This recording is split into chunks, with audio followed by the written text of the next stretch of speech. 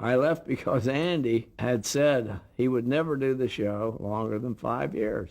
And I had a 5 year contract, and during the fifth season, I thought, geez, I better start looking around. Before his death, Don Knotts finally revealed why the cast left the Andy Griffith Show. For years, fans of one of the warmest, most beloved sitcoms in American television history believed something dark was hiding behind the friendly streets of Mayberry. They believed two men who seemed inseparable on screen had secretly stopped speaking to each other off it. They believed a falling out, a betrayal, or a jealous rivalry was the real reason Don Knotts walked away from the role that made him a household name. For decades, nobody corrected the story, because the one man who could correct it chose to stay quiet. It wasn't until the final years of his life that Don Knotts finally said, in his own words, what actually happened. And the truth turned out to be something far more human, and far sadder, than anything the rumors ever imagined. When the Andy Griffith Show premiered in October of 1960, nobody involved could have predicted just how big it would become. Andy Griffith played Sheriff Andy Taylor, a calm, easygoing widower raising his young son in the fictional town of Mayberry, North Carolina. It was gentle, small-town television at a time when American sitcoms were leaning harder and harder into fast city living and big studio gloss. Audiences were hungry for something quieter, and Mayberry gave it to them. But the show's real breakout star wasn't the sheriff. It was his nervous, trigger-happy deputy, Barney Fife, played by a lanky, wide-eyed comic actor named Don Knotts. Knotts and Griffith actually knew each other long before Mayberry existed. They had worked together years earlier on Broadway in the stage production of No Time for Sergeants, and it was Knotts himself who reportedly reached out to Griffith when he heard a new sheriff show was in development, pitching the idea of a jumpy, rule-obsessed deputy who could serve as comic relief. What started as a small supporting role quickly became something much bigger once cameras started rolling. Griffith noticed early on that scenes worked better when he let Knotts run with the physical comedy and dialed back his own performance to react instead of compete. That decision, one actor voluntarily shrinking his role so another could shine, is often credited by television historians as the reason the show found its rhythm so quickly. Ratings climbed. Barney Fife became a cultural phenomenon, and Don Knotts, the awkward kid from West Virginia, who had spent years bouncing between radio gigs and small stage parts just to pay rent, was suddenly one of the most recognizable comic actors in the country. Behind that success, though, sat a piece of information that would eventually shape everything. On the very first day of filming, Andy Griffith reportedly told his cast that he didn't want the show to run forever.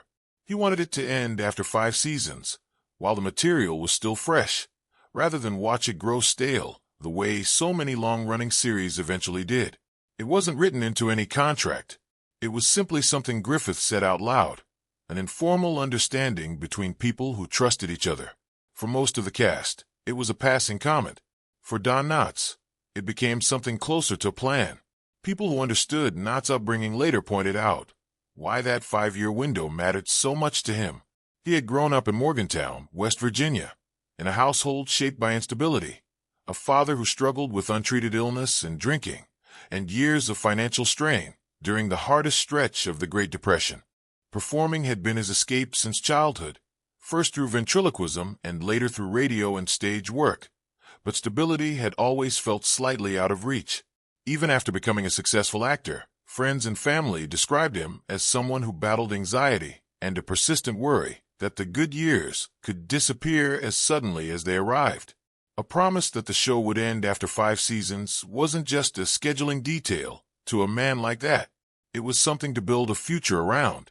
So as the 5th season approached, Knotts started doing exactly that. He signed a multi-picture film deal with Universal Studios, a real opportunity to headline movies of his own instead of playing a supporting role indefinitely. It made sense.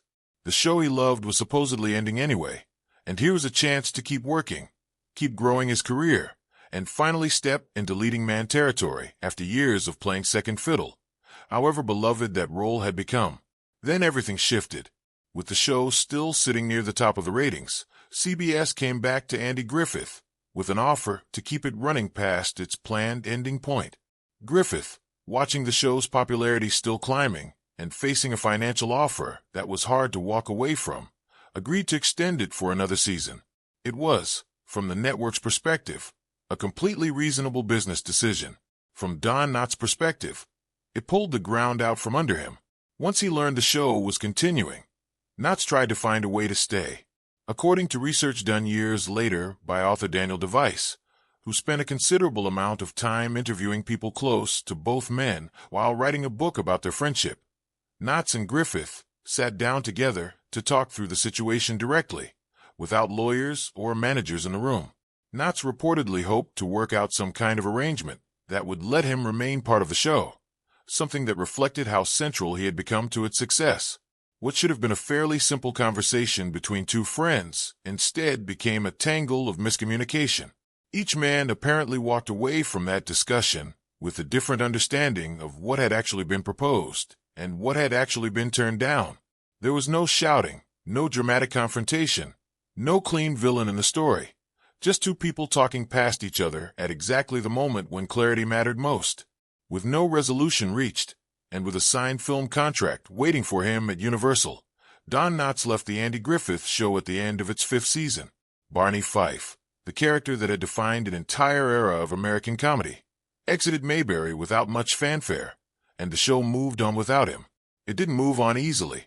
The producers brought in another performer to fill a similar comic role, hoping to recreate some of the same energy Barney Fife had brought to the town. It never quite worked. The chemistry that had taken years to build between Griffith and Knotts couldn't simply be transplanted onto someone new, and the replacement character quietly disappeared from the show after a short run, with much of his material eventually folded back into other established cast members. Griffith later acknowledged that the experiment made him uncomfortable, and it became one more piece of quiet evidence that whatever tension had existed around Knotts' departure, it wasn't personal animosity. If the two men had truly fallen out, there would have been little reason for Knotts to keep coming back. And he did keep coming back. Knotts returned as a guest star on the Andy Griffith Show multiple times after his official departure, reprising Barney Fife for storylines that brought the character back into Mayberry even though he was no longer a series regular. Those guest appearances earned him additional Emmy Awards for the role, on top of the ones he had already won while a full-time cast member. When the original series ended and gave way to its spin-off, Mayberry RFD, Knotts came back once again, this time to serve as best man when Andy Taylor got married. None of that fits the picture of two men who couldn't stand to be in the same room. Their friendship kept resurfacing over the following decades. In the mid-1980s, much of the surviving cast reunited for a television movie that brought Mayberry back to life one more time. And by all accounts Griffith and Knotts slipped back into their old rhythm almost instantly, as though no real time had passed between them. They stayed close through the years that followed, eventually working together again on the legal drama Matlock, where Griffith was the star. Whatever business misunderstanding had once complicated things clearly hadn't touched the personal bond between them. For most of those years, though, the public version of events remained frozen in place. Fans who had grown up watching the show noticed that Barney Fife's exit was never really explained in interviews, and in the absence of a clear answer, speculation quietly filled the gap.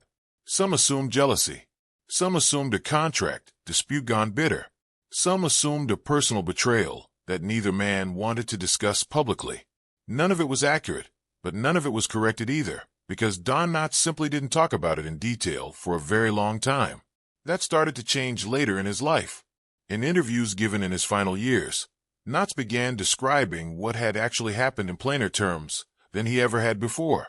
He explained that his decision to leave hadn't come from anger or a falling out with Griffith at all. It had come from trusting an informal promise, planning his next steps around it, and then finding himself boxed in once circumstances changed. He said, in essence, that if he had known from the start that the show was going to keep running, he would have stayed rather than signing elsewhere. There was no bitterness in the way he framed it by then, just a quiet correction of a story that had been misunderstood by the public for far too long. The fuller picture came together even more clearly after his death in February of 2006. His daughter, Karen Knotts, spent years afterward working to preserve and clarify her father's legacy, first through a one-woman stage show built around his life, and later through a written memoir that laid out the anxious, unstable childhood behind the confident comic performer audiences thought they knew. Around the same period, Daniel DeVice's research into the Griffith knots' friendship dug even deeper into the 1965 negotiations that had gone sideways, drawing on conversations with people who had actually been present for them. What emerged from both projects lined up with what Knotts himself had started saying toward the end of his life. There had been no feud, no secret resentment nursed for decades, just a badly timed, badly handled business conversation between two friends who never stopped caring about each other. Andy Griffith outlived his old friend by 6 years, passing away in July of 2012. By the time he did, most of the people who had actually been present for that tense 1965 conversation were gone too, which is part of why it took outside researchers and family members to finally piece the full story together in public. What they found wasn't a scandal. It was something almost more quietly moving than that. Two men who built one of the most beloved partnerships in television history, who let a single miscommunication reroute both of their careers, and who chose, again and again over the following decades, to keep showing up for each other anyway. Looking back, it's not hard to understand why the myth of a feud took hold so easily.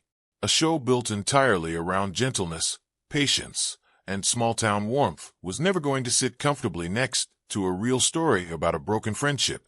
So when fans noticed an unexplained gap where an explanation should have been, they filled it with the kind of drama the show itself never actually contained. The real explanation was smaller, quieter, and in its own way more relatable than any rumor could have been. It was two people trying to make a fair decision under pressure, misreading each other at exactly the wrong moment, and living with the consequences of that misunderstanding for the rest of their lives, without ever losing the friendship that made Mayberry feel like home in the first place. Don Knotts didn't leave the Andy Griffith Show because he stopped caring about it. He left because he believed a promise that turned out not to survive contact with the network's business decisions, and because by the time the misunderstanding became clear, the paperwork was already signed. He carried that quietly for most of his life, let his work speak for itself, and only near the very end did he finally put the real story on the record himself. It wasn't the dramatic ending fans had spent decades imagining. It was something better, proof that the warmth between Andy Taylor and Barney Fife had never been an act at all.